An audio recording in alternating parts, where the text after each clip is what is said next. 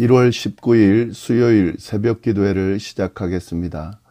사도신경을 고백하시고 찬송가 279장을 부르신 후에 말씀을 함께 보시면 좋겠습니다.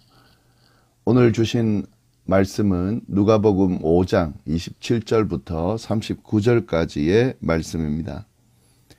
그 후에 예수께서 나가사 레위라 하는 세리가 세관에 앉아 있는 것을 보시고 나를 따르라 하시니 그가 모든 것을 버리고 일어나 따르니라. 레위가 예수를 위하여 자기 집에서 큰 잔치를 하니 세리와 다른 사람이 많이 함께 앉아 있는지라.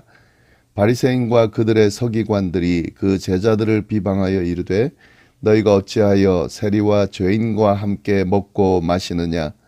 예수께서 대답하여 이르시되 건강한 자에게는 의사가 쓸데없고 병든 자에게라야 쓸데있나니 내가 의인을 부르러 온 것이 아니요 죄인을 불러 회개시키러 왔노라. 그들이 예수께 말하되 요한의 제자는 자주 금식하며 기도하고 바리새인의 제자들도 또한 그리하되 당신의 제자들은 먹고 마시나이다. 예수께서 그들에게 이르시되 혼인 손님들이 신랑과 함께 있을 때에 너희가 그 손님으로 금식하게 할 수 있느냐. 그러나 그날에 이르러 그들이 신랑을 빼앗기리니 그날에는 금식할 것이니라.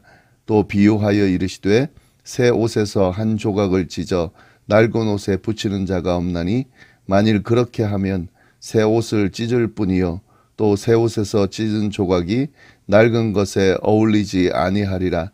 새 포도주를 낡은 가죽 부대에 넣는 자가 없나니 만일 그렇게 하면 새 포도주가 부대를 터뜨려 포도주가 쏟아지고 부대도 못쓰게 되느니라.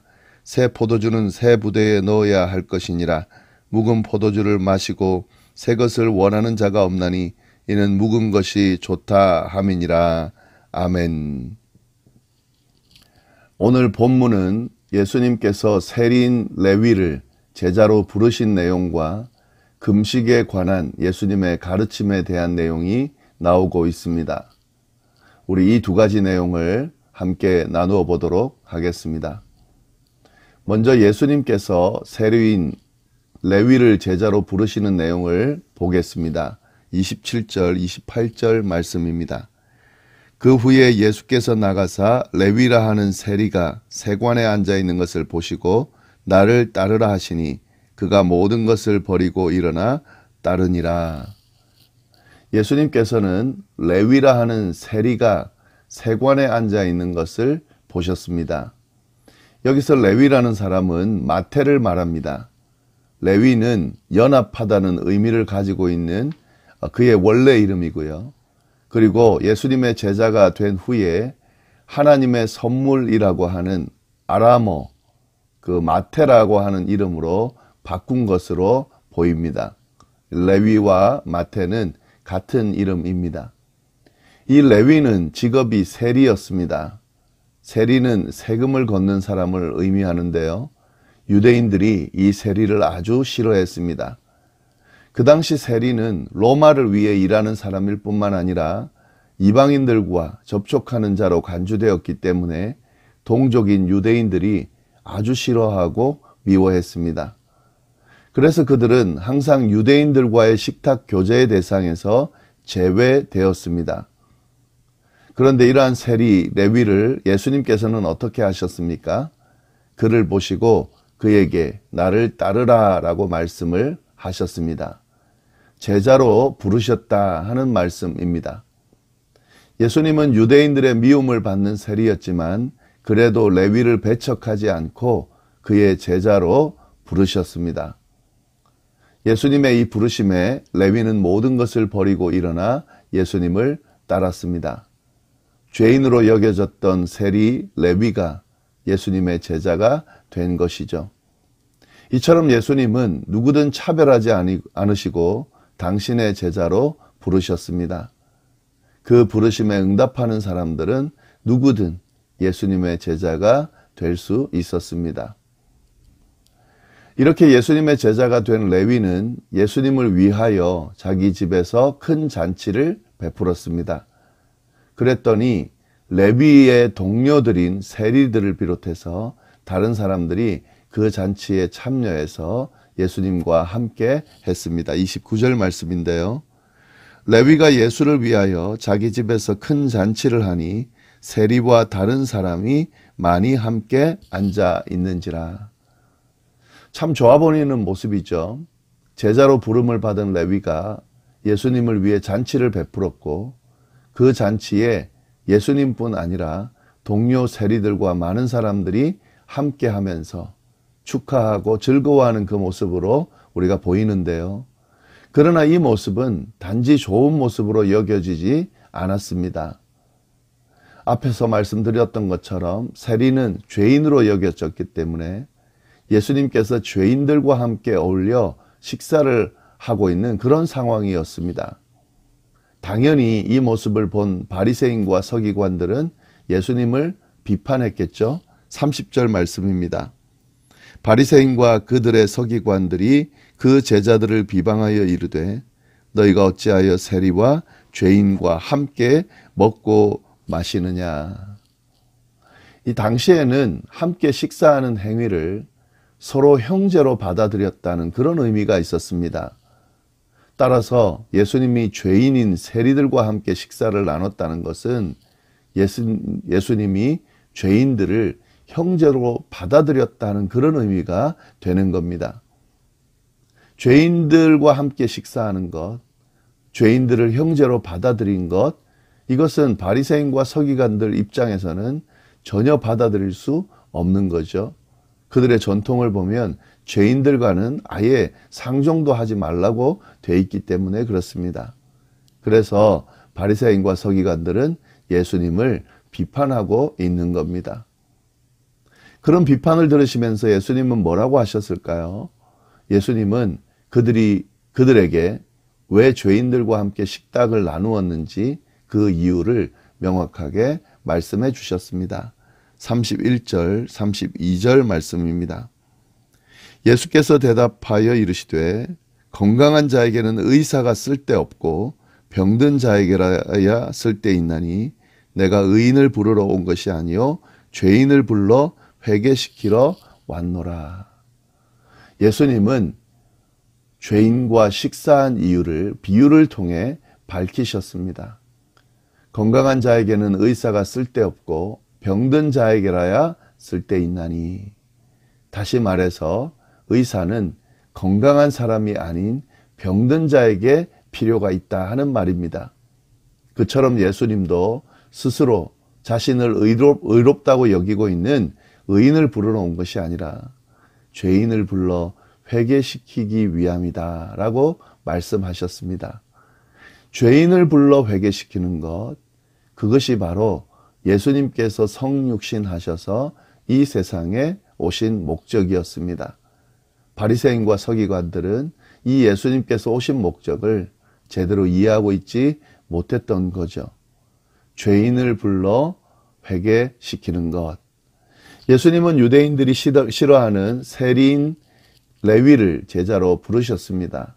그리고 그 레위가 연 잔치에 참여한 그의 친구들과 함께 식탁의 교제를 나누며 그들을 하나님의 일원으로 받아들이셨습니다. 이는 죄인이라고 낙인 찍힌 사람들과 식탁 교제를 피하며 정결을 위하여 전혀 어울리지 않던 바리새인과 서기관들과는 완전히 대조적인 모습이었습니다. 예수님은 의사가 병자를 치료하듯이 죄인들을 만나 그들을 정결하게 해 주셨습니다. 이 모습을 우리가 좀 잘 기억해야 될 것 같은데요. 그리스도인이 아닌 사람들과도 교제를 나누어야 되는가? 그 교제를 기피하지 말아야 된다 하는 거죠. 물론 성도의 교제가 중요하고 또 성도가 아닌 사람들과 교제하면서 그들에 의해서 물들어지는 것, 또 유혹을 받는 것, 이런 것들을 피하는 것이 좋겠죠. 그러나 그들을 완전히 피하고 단절하는 것은 그리스도의 모습, 예수님께서 보여줬던 모습이 아닙니다. 그리스도인과 이방인들, 믿지 않는 사람들과 교제하는 것이 중요하고요. 그들과 교제할 때에 그리스도인이 그들에 의해서 영향을 받는 것이 아니라 그들이 그리스도인에서 영향을 받고 정결해질 수 있도록 해야 한다 하는 거죠. 성도의 교제 중요하죠. 그러나 세상 사람들과의 교제를 나누며 그들을 회개의 길로 인도하는 것, 그것이 바로 그리스도인의 사명이요 해야 될 일이다 하는 거죠. 잘 한번 좀 생각해 보면 좋을 것 같습니다. 자, 다음은 금식에 대한 예수님의 가르침의 내용을 보겠습니다. 33절 말씀인데요. 그들이 예수께 말하되 요한의 제자는 자주 금식하며 기도하고 바리새인의 제자들도 또한 그리하되 당신의 제자들은 먹고 마시나이다. 바리새인과 서기관들은 다시 예수님께 지금 시비를 걸고 있는데요. 요한의 제자와 바리새인의 제자들은 금식을 하는데 왜 예수님의 제자들은 금식을 하지 않느냐 하는 질문입니다. 여기서 금식이 가지는 의미를 본다면 이들의 질문은 나올 수 있는 질문인데요. 당시 바리새인들은 정기적으로 하는 그 금식이 이스라엘의 주권 회복을 위해서 경건한 행위로 간주를 했습니다. 율법은 아니지만 그들의 전통을 보면은 정기적으로 이스라엘의 주권 회복을 위해서 금식하도록 되어 있습니다. 그래서 금식을 하지 않는다는 것은 경건하지 않은 모습으로 간주되었고 더 나아가서 그들이 민족을 사랑하지 않는 것으로 여겨졌습니다.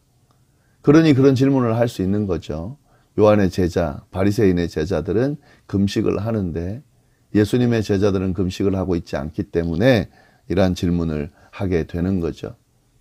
그에 대해서 예수님이 어떻게 말씀하시는가? 34절 말씀입니다. 예수께서 그들에게 이르시되 혼인집 손님들이 신랑과 함께 있을 때에 너희가 그 손님으로 금식하게 할 수 있느냐? 그러나 그날에 이르러 그들이 신랑을 빼앗기리니 그날에는 금식할 것이니라. 예수님은 당신의 제자들이 금식하는 것은 결혼잔치에 와서 금식하는 것처럼 부적합하다고 말씀을 하셨습니다. 신랑이 있을 때는 금식하지 않는다는 거죠. 여기서 말하는 신랑은 예수님이죠. 예수님과 함께 있을 때는 금식할 필요가 없는 거죠. 그러면서 예수님이 말씀을 하셨습니다. 당신의 제자들이 금식하기에 적합한 때를 알려주셨습니다. 곧 신랑을 뺏길 때가 있는데 그때는 금식해야 된다 하는 거죠. 신랑을 뺏길 때가 언제입니까? 예수님께서 인류를 구원하시기 위해서 십자가에 못 박히시고 죽음을 당할 때, 그때가 올 텐데 그때는 금식해야 된다 하는 거죠. 금식에 대한 생각을 지금까지 유대인들이 지켜오던 그 전통과는 다른 해석으로 제자들에게 그런 가르침을 주셨습니다. 이처럼 예수님은 금식이 부적절하다는 것을 비유로 이어서 말씀을 해주시는데요. 36절부터 38절까지의 말씀입니다. 또 비유하여 이르시되 새 옷에서 한 조각을 찢어 낡은 옷에 붙이는 자가 없나니 만일 그렇게 하면 새 옷을 찢을 뿐이요 또 새 옷에서 찢은 조각이 낡은 것에 어울리지 아니하리라. 새 포도주를 낡은 가죽 부대에 넣는 자가 없나니 만일 그렇게 하면 새 포도주가 부대를 터뜨려 포도주가 쏟아지고 부대도 못 쓰게 되리라. 새 포도주는 새 부대에 넣어야 할 것이니라. 금식이 메시아를 맞이할 예수님의 제자들에게 부적하다라고 말씀하시면서 새 옷 조각이 낡은 옷에 부적합하고 새 포도주가 낡은 가죽 부대에 부적합한 것과 같다라는 말씀을 해 주셨습니다. 새 양털 조각은 빨면 수축하면서 헌옷을 잡아당겨 찢어지게 하고 새 포도주는 발효하면서 낡은 가죽 부대를 팽창시켜 터지게 하기 때문에 그 비유를 이야기하시는 거죠. 새 포도주는 새 부대에 담아야 한다. 그리고 새 조각은 새 옷에 적합하다라는 말씀을 하시면서 전통적으로 해오던 금식은 예수님께서 계시는 동안은 의미가 없다는 사실을 확실하게 제자들에게 가르쳐 주고 있습니다. 마지막으로 39절 말씀인데요. 묵은 포도주를 마시고 새 것을 원하는 자가 없나니 이는 묵은 것이 좋다 함이니라. 같은 본문인 마가복음에 보면은 이런 내용이 없는데요. 이런 예수님의 말씀이 없는데 누가복음에는 나오고 있습니다. 이 말씀은 낡은 전통인 금식을 좋아하고 예수님의 새로운 가르침을 배척하는 유대인들의 모습을 풍자하면서 이야기를 하신 겁니다.